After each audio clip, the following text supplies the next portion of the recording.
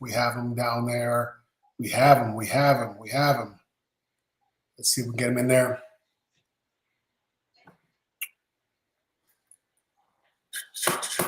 This thing is sometimes kind of slow. There we go.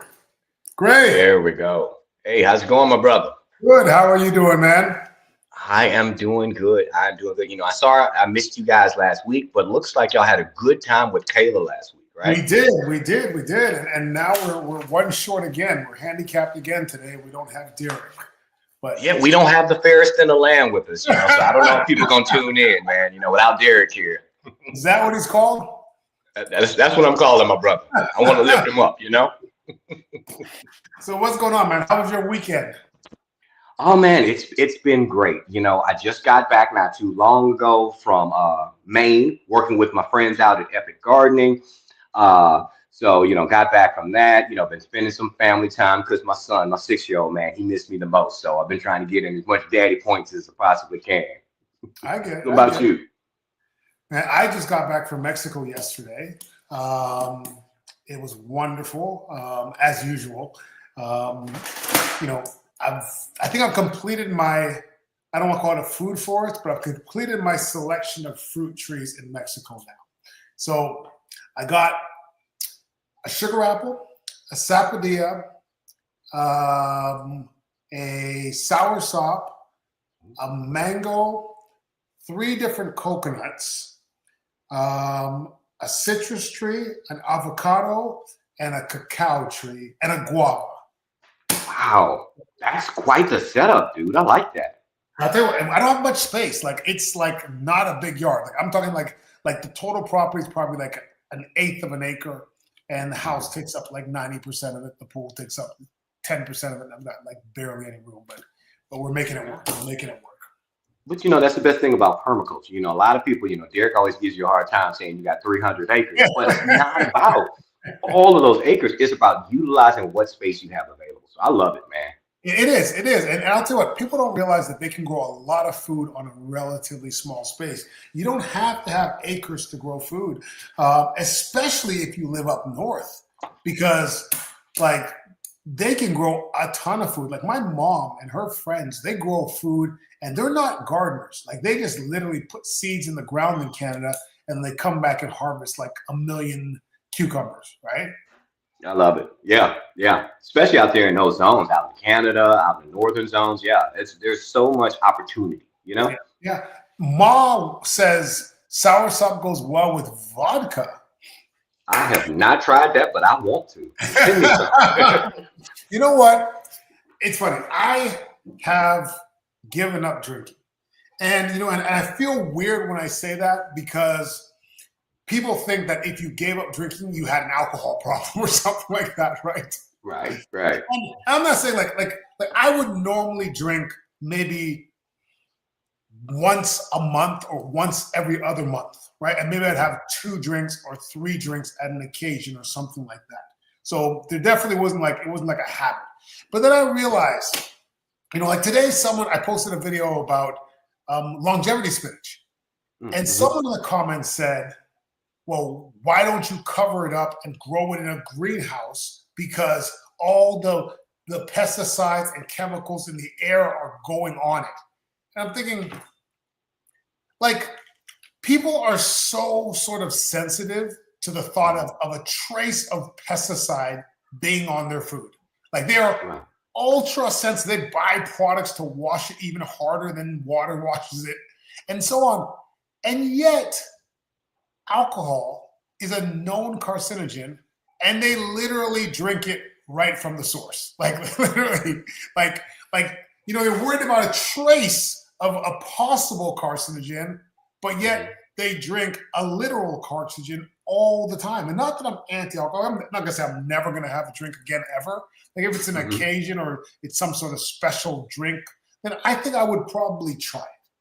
But yeah, see, you know, I think the thing is, and this is something I always kind of profess, is that people need to realize moderation is a good thing. You know, we don't have to go all or nothing. And I think, you know, the way we've been programmed nowadays, we have to be polarized on every single subject. So yeah, just like you're saying, like, oh, you know, the trace, you know, herbicidal drift that's in the air. Like, I mean, honestly, if that's the case, you're really throwing the baby out with the bathwater in that situation. You know what I mean? You gotta stop breathing. Like you better stop breathing. Like right. Stop breathing. Exactly.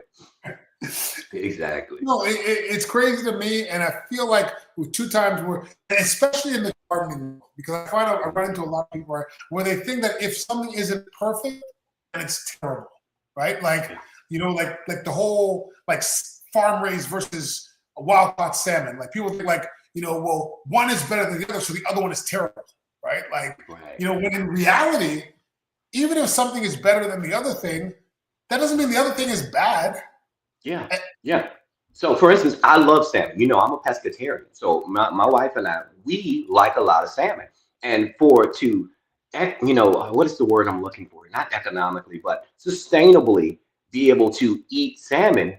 Salmon's not always in season. You would end up just killing out that population if you only ate all of the wild salmon. You're messing with their spawning season, right? But if you're eating farm-raised salmon, that's better for the species. So, you know what I mean?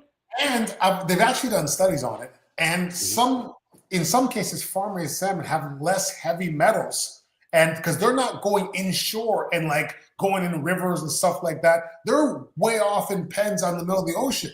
Like it's sad, but once people get something in their head, it's so hard to get it out of people's head. Someone asked if I harvest stuff in Mexico, like the stuff I harvest in Mexico, I only eat there. Like we harvested some plantains there, and I've harvested a couple soursop, but the trees are young, so there's not really a significant harvest at this point. But that's the goal. The goal is to be able to get fresh fruits right out of the backyard. I can't wait to get coconuts, because that's something that's very difficult to grow here. However, my soursop tree here flowered for the first time. Oh, dude, congratulations. That's what's up, man. I am so excited because I have never seen a soursop flower this far north. I've seen it in Kissimmee, which is only like 20 minutes south of me. But this is the furthest north I've seen a soursop in the ground flower. So we'll see if we get any fruit. We'll see. That's good. That's good. It's an investment, though. And we got our friend here from Melbourne in Australia. I love it. The fact that they're here every single week. I love it. Love that dedication. But yeah, it's an investment. That's what gardening, permaculture, it's all about. It's investment in your future. We can't hit that easy button. We gotta, spend that time to cultivate that land, cultivate that soil, and get what we need. You know what I mean? Now, Giovanni said something here. I'm sorry, I don't want to derail us here. Okay, yeah. But it's hard for me to let things just go. Right? He said farm salmon are ordered by flesh color, and I think what you're referring to is the anthocyanin, or it's the pigment that makes the salmon flesh red. Now, I grew up in Canada, or it makes it pink. I grew up in Canada, and the salmon that come in from Lake Ontario and run into rivers, they're not pink. The meat is regular fish color, blah, right? But in the salmon that are like in the Atlantic and such, they eat shrimp that have anthocyanin in them. That's what makes them pink. So when they're in the pens and they feed the salmon, they add anthocyanin, I might be saying that wrong, anthocyanin, whatever it is, they add that to the feed because that's what they naturally would eat. And that's what makes them pink. So it's not like they're dyeing the salmon. They're just giving them the food that they would normally eat, which normally makes the flesh pink. Right. So it's like me living in zone 8B and growing pineapples, right? Pineapples don't normally grow in my zone, but I'm going to, in my greenhouse, create those same conditions they would have in the tropics so that they can grow here. So it's the same principle, right? And they're not bad pineapples because they're not growing where they're supposed to grow, right? They're still good pineapples. Yeah. Now, we had another question. What's the best pesticide, someone asked? That's an interesting question. Best pesticide. I'm going to lean, when it comes to pesticide, I'm going to lean on companion planting first. It's all about, when we come to gardening, it's all about trying to create that whole ecosystem, right?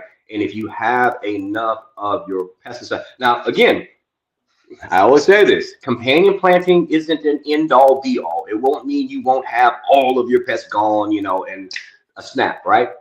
But by establishing those crops that can, one, provide, food for your pollinators, but then also, drive off of a lot of your pests. That's what I go with first. And that's why I'm gonna say it's gonna be the best for me. I mean, because it's gonna vary. You're gonna have Japanese beetles, you're gonna have scale, you're gonna have aphids, you're gonna have all those different individual things that you can address. But by companion planting, it's really the best broad spectrum approach when we're talking about our gardens. Yeah, for pest control, preventing the pests from coming there in the first place is always your best bet, right? Mhm. And if you don't understand how companion planting works, it's basically like, let's say you have a field of all cabbage, right? If there's a cabbage moth, it senses cabbage, right? So, and if you got a whole field of cabbage, it knows where the cabbage is.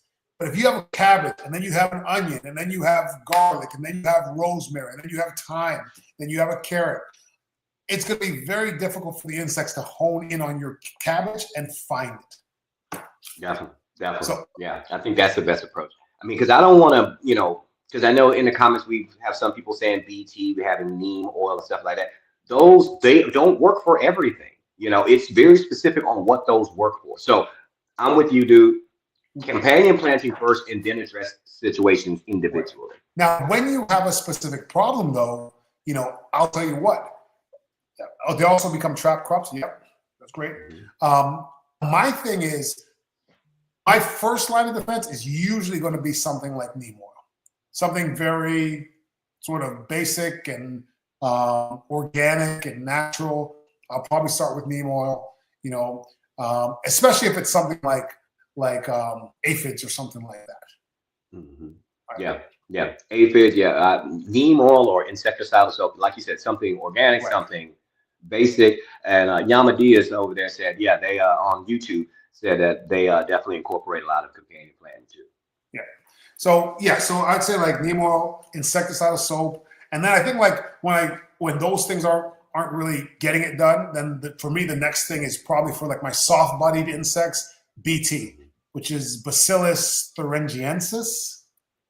I think that's what it is. Good luck right? saying that. I'm not gonna do it. I'm gonna mess it up. I'm not gonna do it. Bacillus thuringiensis or something. I'm pretty sure I'm pretty close to it right there.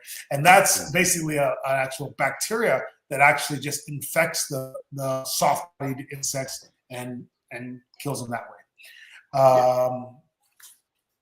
So hold on. Now, if you have a specific problem, like for example, I had lychee mite on my lychee tree.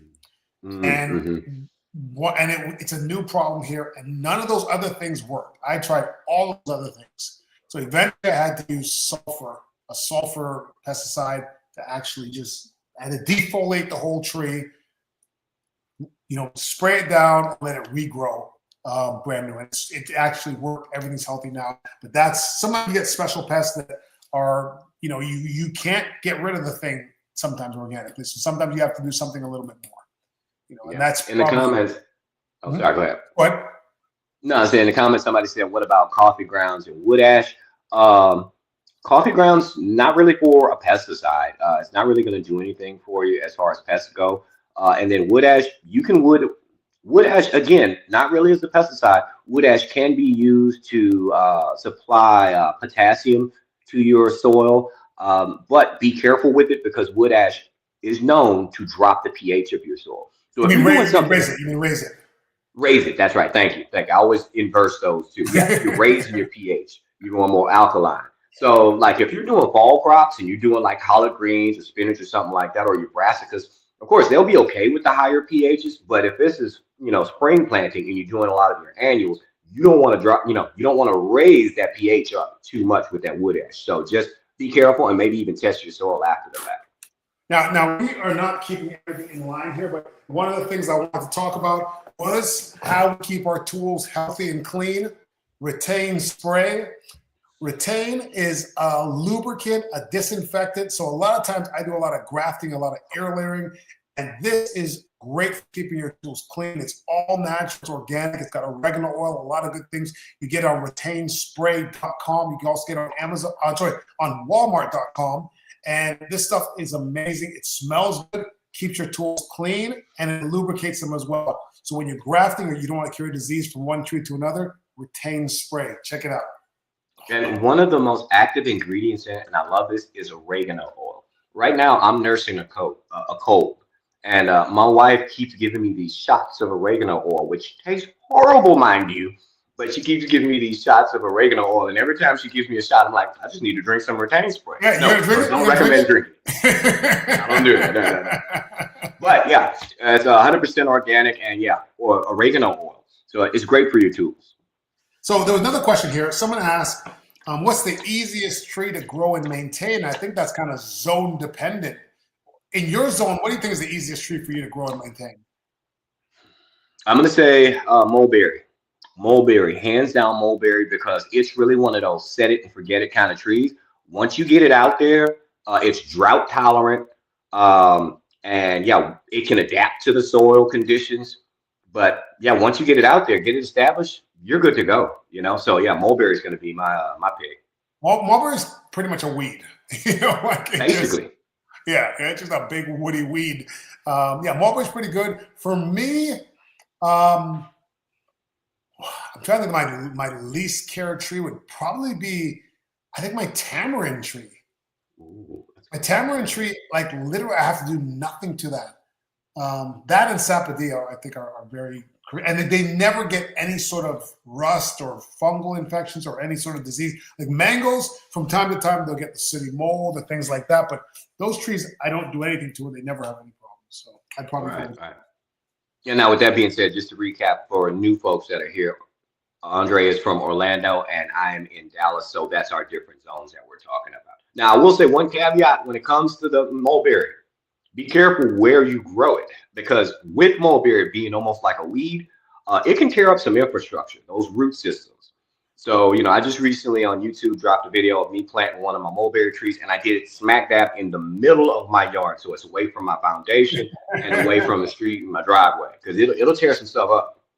Now you got me thinking. Well, all my stuff is away from the house anyway. I'm not too worried. Let's see. Someone asked a companion plant for peppers. They asked specifically for Scotch bonnet. I think they're getting a lot of white flies, and I've had that happen before too with white flies on the peppers sometimes. For me, with any of my peppers. Now, I haven't done Scotch bonnets, but I have habaneros and I have a lot of sweet peppers.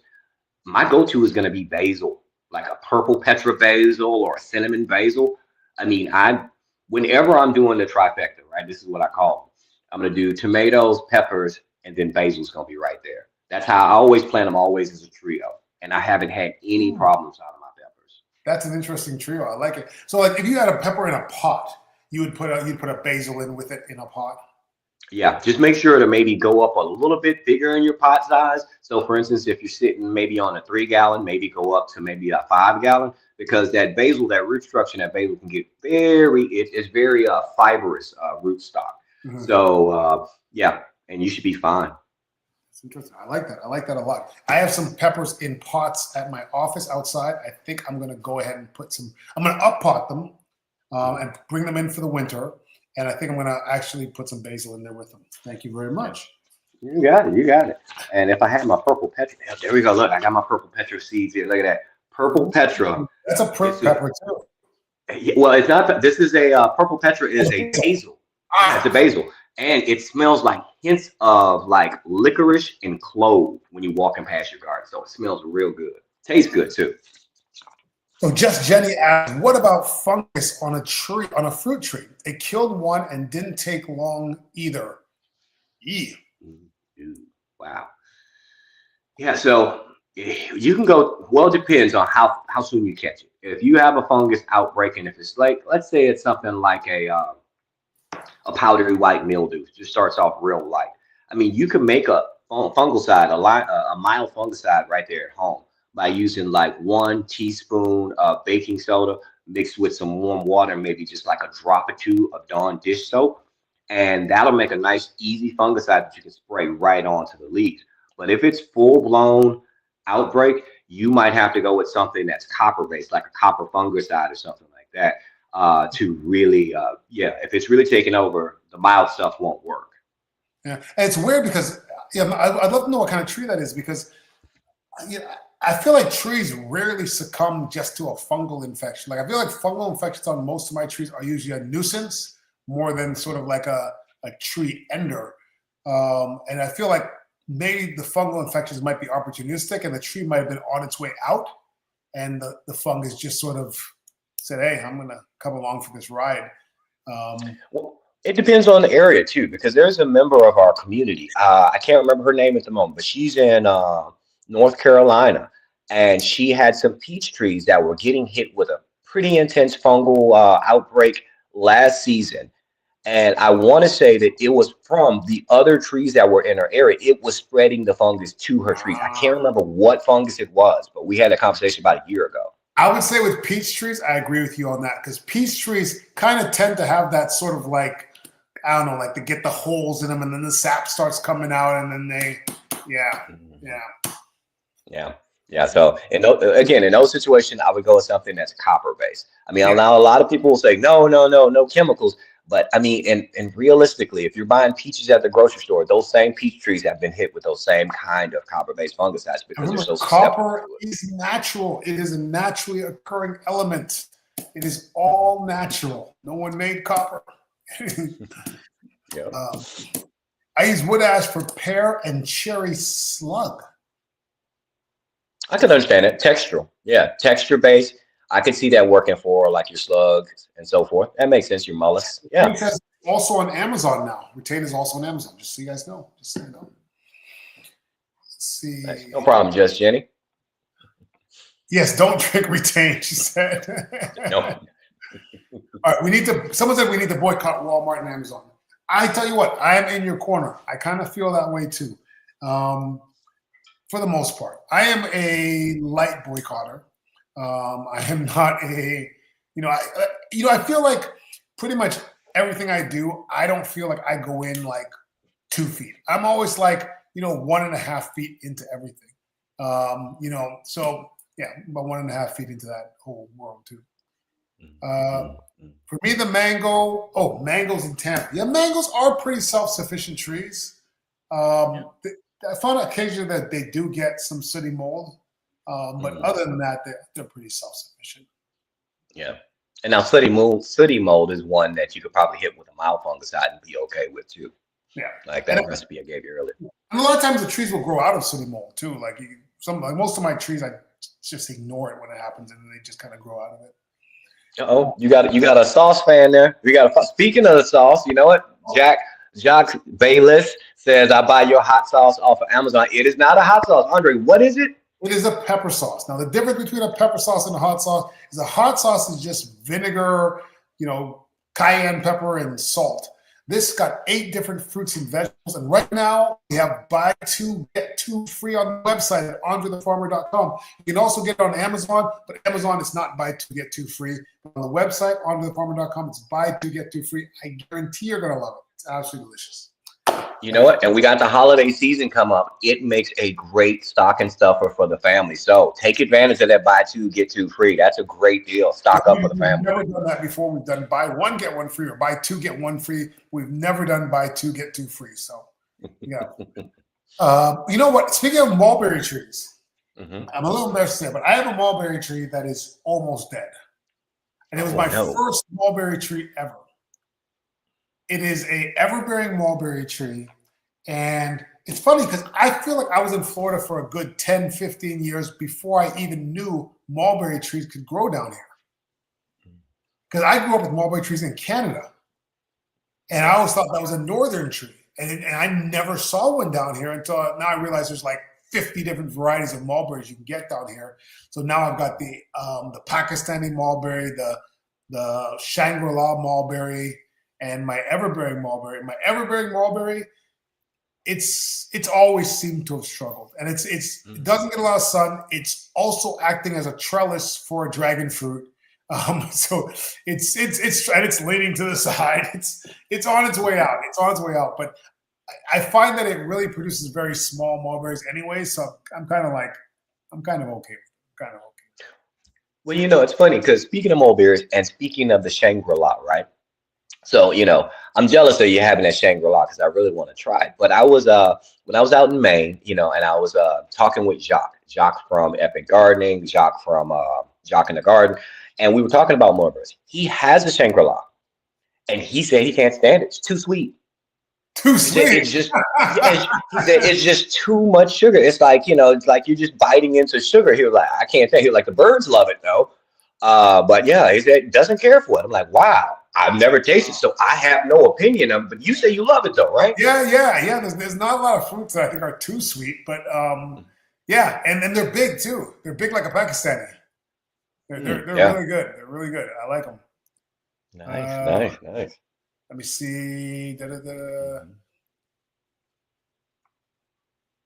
I'm trying to get the next question here. Or do you want to go to the deal? The deal. Yeah, the prompt. What? You remember the prompt that I wanted to do today? Oh, Yeah. So great. What's the deal? Oh, I already All forgotten right. the whole thing. I am like the worst. I forgot No the worries, no whole worries. thing. All right, so gang, I wanted to do something fun with you today because we like being interactive with you. We love the engagement we get back and forth. And so I came up with a scenario for you. So I'm gonna read this scenario, and I want Andre's answer, but I want you guys to answer in the comments as well. Okay? Okay. This is gonna be fun. I used to do this kind of thing with my students all the time. Okay. Am I gonna get So- embarrassed? Am I gonna get embarrassed right about now? No. You good. You got this. All right. So because we're right around the corner from Halloween, right? Like Halloween's right down the street. I decided to go something Halloween themed, and we're gonna go with Harvest of the Dead. Okay. So I'm gonna set up the scenario for you. Let me get Harvest my of reading the Dead. voice on. Harvest of the Dead. Of the Dead. Okay. All right. Yeah. All right. So here we go. This is a zombie scenario. So make sure you pay attention, guys. Here we go. For weeks, it was just the roar of the engines and the constant gnawing fear.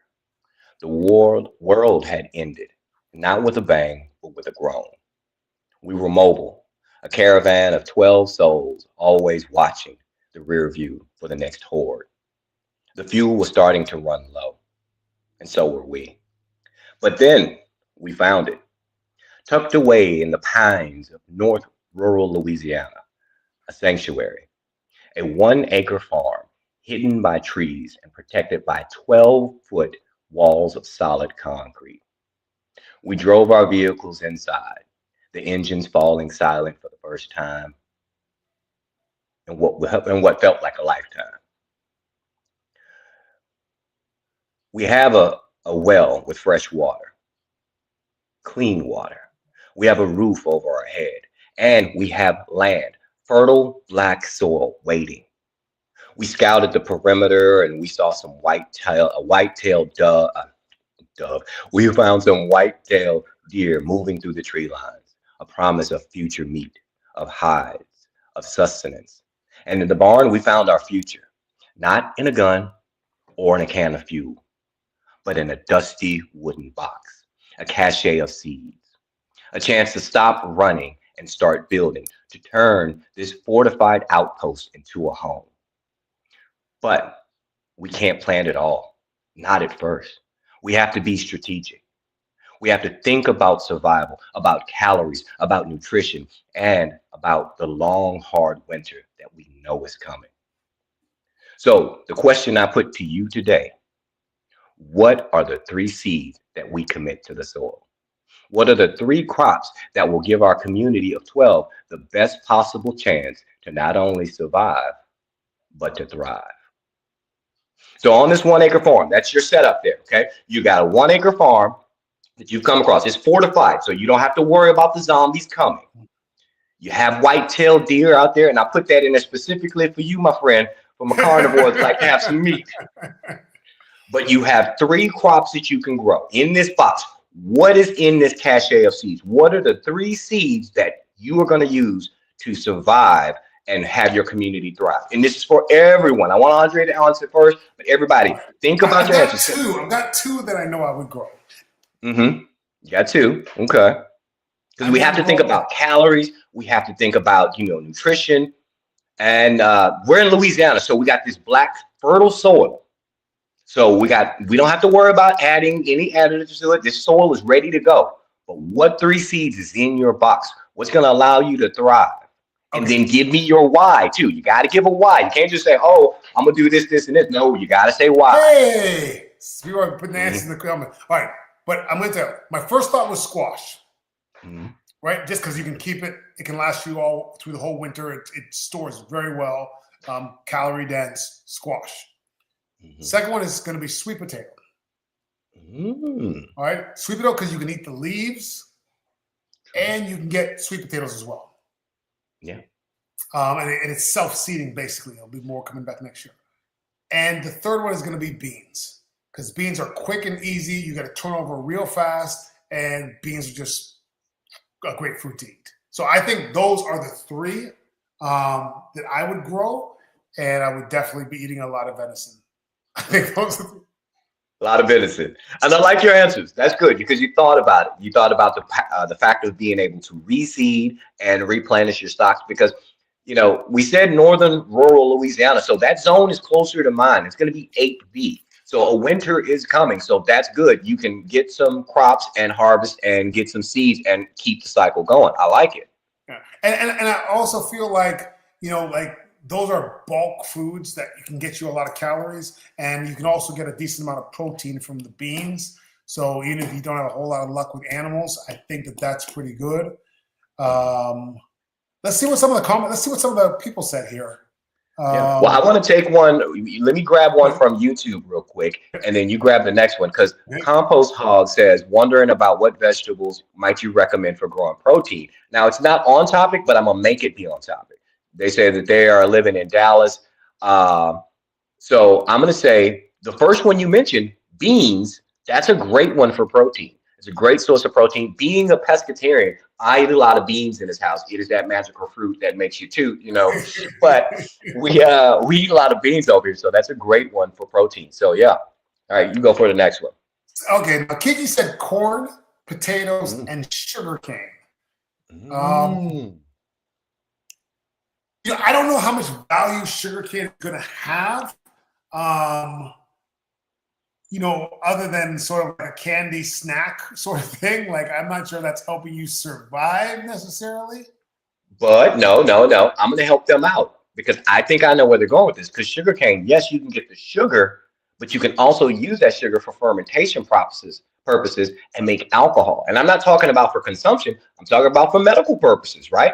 So if you need some alcohol to clean up wounds and stuff. So I could see sugarcane. Okay, I could see it. All right. If you're gonna make some, if you're gonna be a moon, what's it? Make some moonshine. Make some shine. Someone said potatoes, peppers, and cabbage. Potatoes, peppers, and cabbage. Okay, yeah, cabbage. You're gonna get a lot of vitamin A, vitamin E out of it. Yeah, so that's good. And cabbage, sticks to the belly too. That's a good belly filler. Okay. I'm just not sure the yield. I guess you probably do a lot of cabbage. How storable is cabbage? I guess you can maybe ferment it or something like that. Yeah, like if you ferment it going back to the sugar cane, right? That sugar cane. Yeah, because you got to think about it. This is like a post-apocalypse kind of. Think of what is the show that everybody watch? Walking Dead, right? You're not gonna be able to freeze it or anything, right? What's up, Corey? Yeah, no, that's good. All right. Greens, potatoes, and oranges. I don't know if oranges are going to work out because if you have a seed of an orange, you're like 10 years away from an orange, and they're probably going to be not the best oranges in the world. And then plus the zone, it won't sustain the winters. If this is just your regular run-of-the-mill Mandarin orange or something like that, it's not going to withstand those winters. Yeah. But I like you guys are thinking. And I think everyone says potatoes. Like I was thinking potatoes at first, but then I thought sweet potatoes because of the leafy greens that you can eat as well. That's why I kind of wanted the sweet potatoes. Yeah, because I like the idea of potatoes. It is a good starch, and starches are good for you. But with that being said, let me give you my three, because my three is actually not that far from yours. Okay, so I say I'm gonna go with corn. Okay. All right, and you're gonna understand where I'm going with this. Then of course beans. We're talking about our kidney beans. More kidney beans than pinto beans. I'm saying, I'm gonna go probably kidney bean. And then after that, squash, because I'm doing the three sisters. Three sisters. But let's go back to that corn though. Because think about it with that corn. you have so many uses out of that corn. I know a lot of people say that, well, corn doesn't have a lot of nutritional value, but there's so many things you can make with that corn. You can make your corn meals, you can make breads, you can grind all that stuff down. There's a vast opportunity to make some corn tortillas or something like that. So, I mean, you have opportunity to use that corn for a lot of things. And with the bean, of course, like we said, for our protein, plus that's our nitrogen fixer. And then again, or our squash, that's going to be our warm meal filling our belly. And then we got a cornucopia of seeds that we can harvest. I'll tell you what, I kind of like I kind of like the corn. I'm torn between the corn and the sweet potato right now. I'm kind of torn, but I like it. I think it's a good choice. Most people made a really good choice. Someone here said garlic for medicinal, legumes for fiber and protein, and potatoes. That's not bad. I don't love the garlic. I feel like garlic is a bit of a luxury item. I feel like I only got 3 foods. I don't know if I'm gonna make one of them garlic. Right. Yeah, because I mean, if that's supposed to sustain your whole colony, like, all we got is this garlic to eat. You know, the squash and the corn isn't ready yet, so we eating this garlic. I don't know about that. Yeah, and the thing about the sugar cane too is it may not survive the climate. And if you're planting it from seed, you're a couple years away from getting any sugar at all. That's true. Very true. Very true. I didn't factor that in. That's a very good point. But talking about the time of year and everything, going back to the question we had over here on YouTube, another good protein source to consider is maybe your spinaches too, because your spinaches would do well in that northern Louisiana fertile soil. With the cold temperatures coming in, it would do okay, and it's a great source of protein. So yeah, spinach is a good one as well.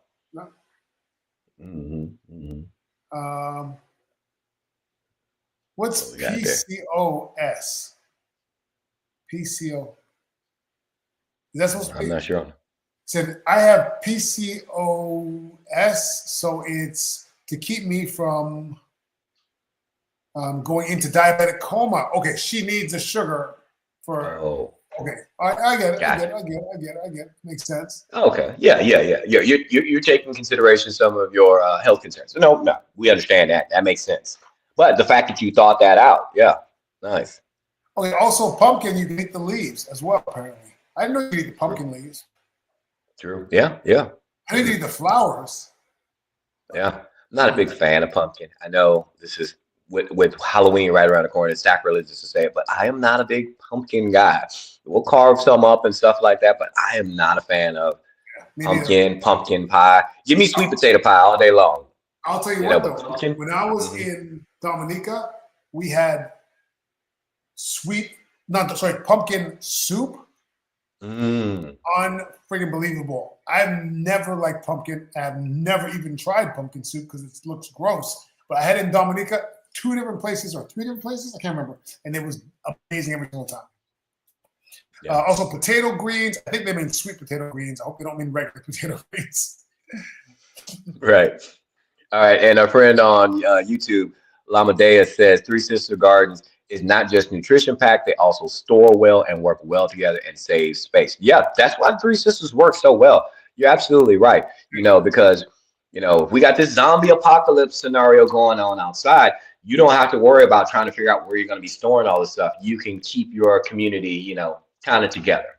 And it does make a lot of sense. I'm moving more towards the Three Sisters and away from my sweet potatoes. I think the Three Sisters might be the way to go for this because of the versatility of corn. I think that's right.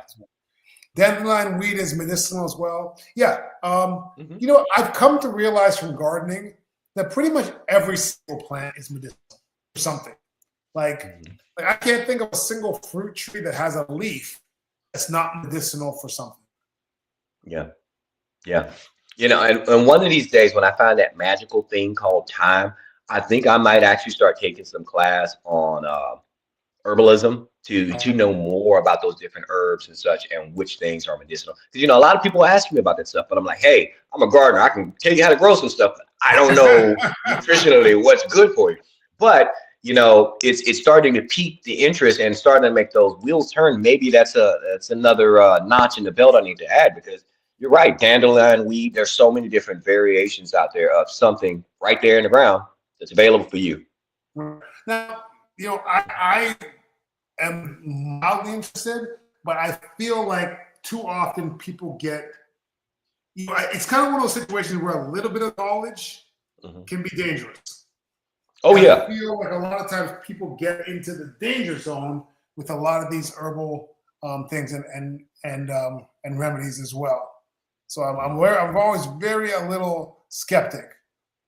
Yeah. And see, and that's why if I did it, I would want to go through like a legitimate source of information, go to a school or something like that, someone who would teach me that what's real and what's not. Because, unfortunately, on these internet spaces, you have a lot of self-proclaimed gurus that are just influencers and just making this stuff up as they go. So, and you're dealing with people's health here. That's why I always lead with, I'm not a nutritionist.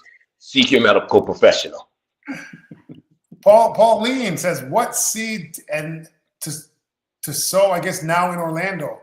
I just recently planted carrots, beans. You could plant a lot of your greens right now.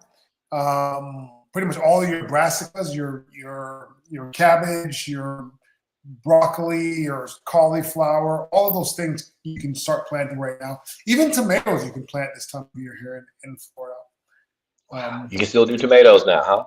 Yeah, you could. Yeah.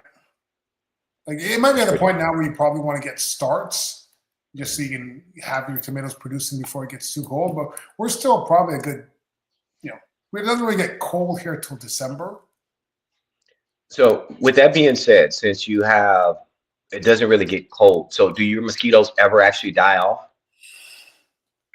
They kind of do. They they get less. They don't die off all the way. Like, you get one warm day and you're like, where the hell did these mosquitoes come from? It was like, it was freezing yesterday. How are these mosquitoes still alive? But yeah, they can survive pretty well. Yeah. So with that being said, that means you're still gonna need some Sonia's bug spray out there in the garden if you're out there. That is so good. You are a true professional, sir. Sonia's bug spray. That was in reverse here. I think it's in reverse. But. Yeah, our screens are reversed. But Sonia's bug spray, Sonia's mosquito spray. I live by it out here in Dallas. I love it. It feels fantastic on your skin. It smells amazing. And it goes on basically just like butter. You're not going to feel all chalky and everything or oily from, some of the other things. And it's all organic. Sonia's bug spray. Andre, where can we find Sonia's bug spray? Sonia'sBugSpray.com. Sonia'sBugSpray.com. You also get on the TikTok shop as well. I'll tell you what. Sonia's a good friend of ours. It's the only thing I use. Amazing stuff. And like I said, it doesn't feel like bug spray at all. And you know what? If it's a zombie apocalypse, if the zombie apocalypse is brought on by mosquitoes, guess what? You're good to go. Now, of course, you guys know that I don't really believe in zombies, right? We know the zombies cannot be real. Animated flesh cannot come back. But it was just a fun scenario. So I just want to say that. I don't want people to think I like it. Really? I think it's a good scenario. I had a question for all the people out there. Like, one of the things we like doing on this podcast is debunking gardening myths. So I was wondering, what do you guys think is the gardening myth that maybe you believe in still, or you have doubts about, or that you learned was a myth? You're trying to start some fights out here. I'll go first. Mine was banana water. Because I've seen it somewhere that, you soak a banana peel in water 24 hours, you put in your plants, but it does not provide a really bioavailable source of nutrients or a significant source of nutrients for your plants. So you pretty much just watering them with water at that point in time. You're not really getting anything out of it. So I learned that. And, when you learn new information, you got to change your positions. Yeah, that's it. And, that's the thing. Sometimes in life, I think as a part of the human condition, we get so ingratiated and so ingrained, that's the word I'm looking for here, in our ideals, and we don't want to change our mind. But that's a sign of higher intelligence that, hey, you know what? I found out new information. I was wrong about something. Let me redirect. Let me change my mind on it. So thank you. Thank you. But yes, no, banana water. Oh, someone said that cayenne pepper deters rabbits. I think it can have an effect. Anything that uses its sense of smell, I think it can deter it, but it doesn't last very long. That's the only thing. No, you would have to go with something that's more like a pepper flake, something that would stay around for a while. But after a nice rain or after a good wind blow, it's gone. I'm gonna tell you what it didn't work on. It didn't work on the raccoon and the cats that's been visiting my garden every night. They was just like, you seasoned these greens up real good for us. Appreciate you.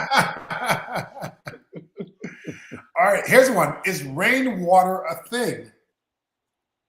Oh yeah, totally. Rainwater's a thing. Yeah. Yeah. What's your thoughts? Well, I'll tell you what. I recently heard that rainwater has nitrogen like in it.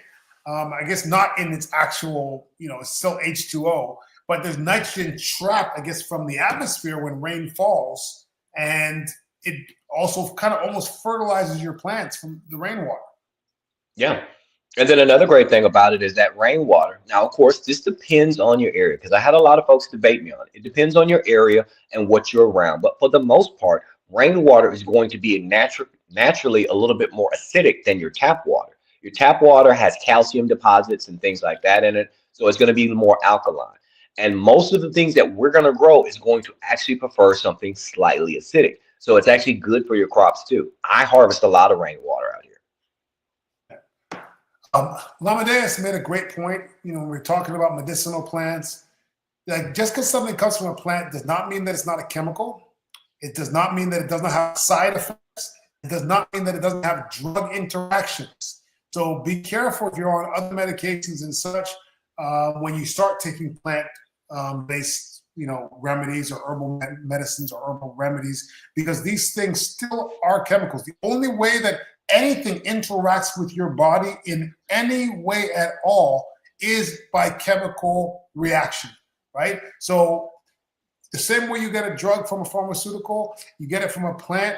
The plant has that drug in it. That's why it's doing the thing that it's doing. It's not working because of magic. It's working because it has a chemical that's having a reaction with a chemical in your body to cause a certain reaction. Exactly. Specific proteins and so forth, right? Because like I remember there's a good friend of ours. I ain't gonna say her name because I don't want to throw her under the bus. But she had a question about growing peanuts, right? And she was like, well, I'm allergic to peanuts, but if I'm growing my own peanuts, can I, will it get rid of the allergy? And I was like, well, no, because it's the specific proteins inside of the peanuts is what you're allergic to. But remember, again, gardener, not a medical professional. Talk to your allergist and check with them first, before you go forward with these peanuts. And I think with the rainwater too, I suspect that nitrogen boost is fresh rainwater. I think that the nitrogen probably dissipates off rainwater once it's stored for a period of time. But it's still water. It's perfectly clean water, which is great for watering your plants regardless. Oh, yeah, definitely. I mean, I believe it goes, and this would be something I would have to look into more, but I think it's going to be something that depends on the amount of ionization that goes on, like specifically during like thunderstorms and so forth.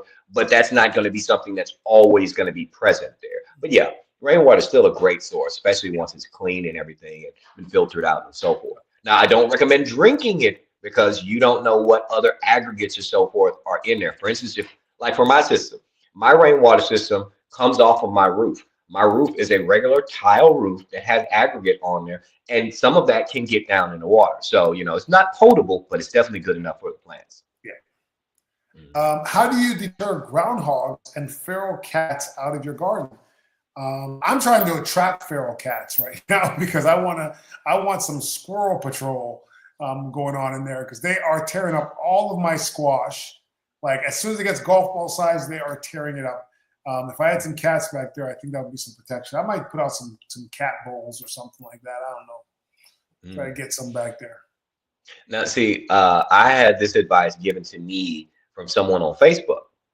Since I have the one orange tabby that comes visit, and then that raccoon. It's so funny because it's like a Disney movie, man. Like you do not expect that companionship from those two animals, but they're out there eating hip to hip together. But what they recommended was motion sensor sprinklers. So it's a solar powered sprinkler that once something comes in the garden, it targets them like a heat seeking missile and bam, bam, bam, hits them with the water. I'm like, That's you know pretty what? good. Running that for about a week straight, they'll get the idea and move on.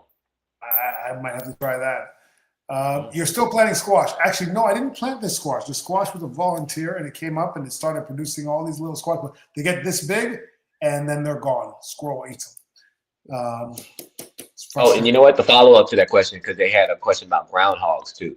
When it comes to, do you deal with any groundhogs out there in Florida? No, no. Like we kind of have them, but they've never been an issue at all. I've never seen one. I've seen tracks of them, but I've never seen one. I've never had one come into my beds or take anything. All right. Now, see, I've never had to deal with it out here in Dallas as well, but I've helped a lot of people who have dealt with it. So, with that being said, the advice that I recommend would be, it's funny, you got to have that hindsight. Hindsight is 2020, right? Yeah, that's a hard one.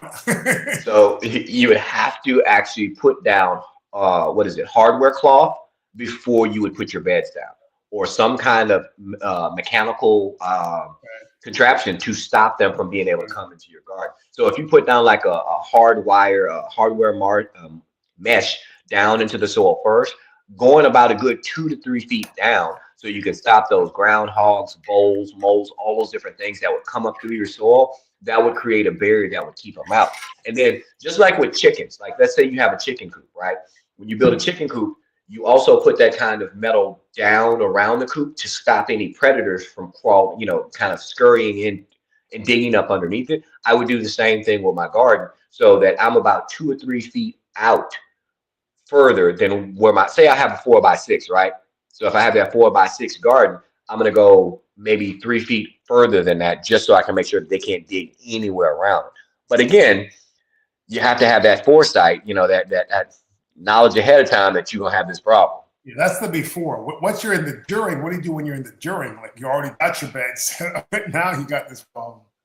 Well, there are traps that you can actually dig down and put into the burrows. And I'm going to say, guys, it's not a pretty sight because it'll kill them. But there are traps that will actually catch them by the neck that you can actually dig down and put down in your soil.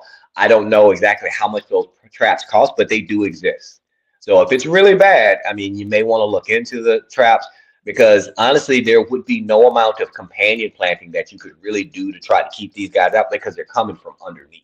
Right, right. So Cheese C. Eden says, in Central Florida, I'm having a hard time with my eggplant. Stems are big, flowers abundant, but no eggplant. And I have some white bugs eating the leaves. Could be mealy bugs or? Yeah, it might be mealy, or even like maybe a white fly or so forth. But yeah, so if you're flowering but you're not getting any eggplant, you might have because eggplant is kind of like a tomato. It's self-fertile. So I'm gonna say one thing you might want to do is go out there and give it a nice little shake. Like Next time you seriously, see go some out there. flowers on there. Yeah. Yeah, give it a little shake to see if you can get that pollen to start hitting that ovum to start getting them to fertilize, just like you would do with a tomato. But yeah, as far as if we knew specifically what your pest is, yeah, I would definitely say it's airborne. So I don't know if insecticidal soap will work in that situation. What do you think? I would start with insecticide soap. Yeah, I think that's my first go-to on that. yeah. Start there and work your way up to seeing how it does. Monitor, of course. Okay. It's also in a greenhouse. Oh, in a greenhouse. Okay. Yeah, definitely start with some insecticidal soap for sure. If you're in a greenhouse, I mean, that's a contained situation and see if you have any nests or anything in there. But yeah, I would start there first. And a lot of times when I have an infestation of something on a plant, I will take off the leaves or branches that have the most of the infestation. Sometimes you can just manually take out a huge chunk of the population, and that helps as well. Like I was looking at a sugar apple tree in Mexico, and there was scale on one branch. It was a small branch, it was loaded with scale. I just cut the branch off, tossed it over the fence, tossed it over the wall. That was it. Nice. And you know what? With that being said, seeing as how you're in a greenhouse, you may want to pull that eggplant out of the greenhouse, maybe take it to a garage or somewhere that it still be warm enough to support it, just to kind of isolate it so that potential insect spread doesn't spread to everything else inside the greenhouse as well. Isolate it until it's treated. Yeah. Now, what is something that or advice you can give for people if they want their plants to thrive? Well, especially if this time of year you're trying to get your leafy green growth, I would recommend one of my favorite companies, and that's Thrive Roots. Thrive Roots is an Omri listed soil amendment and root booster, and it has been doing wonders for not only my fruits and vegetables, but also my ornamental plants as well. I use Thrive Roots because the beautiful thing about it, Thrive Roots gives you access to fertilizers that are already in your soil. So I know a lot of times we talk about different fertilizers and so forth. I'm one of those, I don't like to fertilize too heavy because you can burn your plants that way. Thrive Roots is going to stimulate your soil so that you can use what's already there, give you that availability. And as you can see, this greenery behind me back here, they're all been given Thrive Roots. I'll tell you what, I need to get some more Thrive because I'm out of it. I brought it to Mexico and I used it up. I need to get some more. So Gwen asked about yeast fertilizer. I've heard of it, but I've never used it. No. I haven't used any yeast fertilizer as well. Gwen, go ahead and message us back. You say some people swear about it, huh? What do you know about yeast fertilizer? I'm gonna start looking some stuff up here for you too, okay? So go ahead and message us back and tell us more about this yeast fertilizer. I haven't really used it. Andre, what have you heard in the meantime? Oh, hold on. Someone asked, where can they buy it? Where can they get Thrive? Oh, Thrive Roots. Oh, it's wonderful. ThriveRoots.com. And they're actually also here on Instagram. They're known as Thrive Root Squad. But yeah, you can go right to ThriveRoots.com, and that's Thrive with THRYVE. Let me type it in the comments. And I'm going to be ordering some because I need to bring some more back down to Mexico because it's done amazing for my plants down there. I was having a lot of problems. I think it was too much sun and the soil's so rocky there. And it's very nutrient, but it's very rocky. And I felt like the Thrive just allowed things to, I don't know, maybe absorb that nutrients better than they were doing before. So I am a big fan. I'm a believer. And it smells fantastic too. Omri listed. So it's a step up from organic. It's actually Omri listed. What does that mean? So Omri, okay, so what is the full word for Omri? Organically, because this is talking about everything from organic. Hold on, because you put me on the spot. No worries. Sorry, nursing that cold. We got 3 minutes left, so 3 minutes. I gotta hustle. Get on that Google. Google. Omri stands for Organic Material Review Institute. So what they do is they go and they review every single component of something that has been made. So, you can go for organic, and organic can mean a lot of different things. But Omri is a full test where they test every single component of your formulation to see that it is all met with organic standards, from not just from the chemical itself, the chemicals that's being used, but also the practices as well. It's like the standard to achieve. It's the gold standard of organic. Okay. Well, I'll tell you what, one of the cool things I like is that all of our sponsors are all natural. We've got the all natural Sonia's bug spray, the all natural Retain.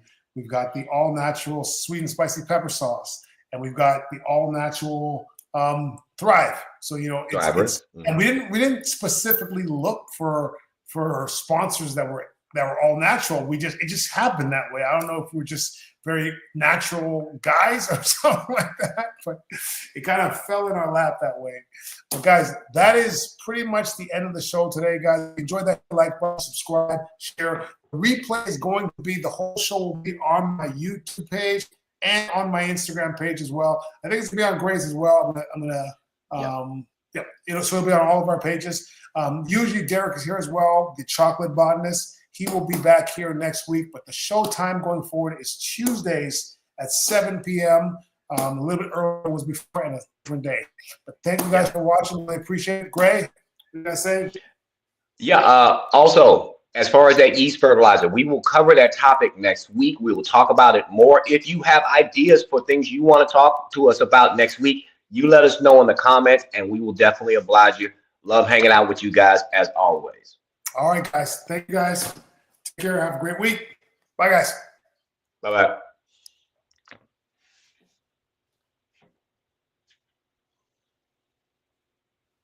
All righty. You there? You there? Can you hear me?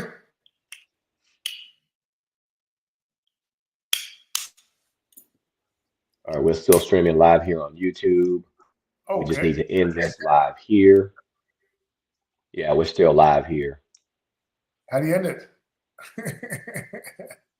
The host. Let's see.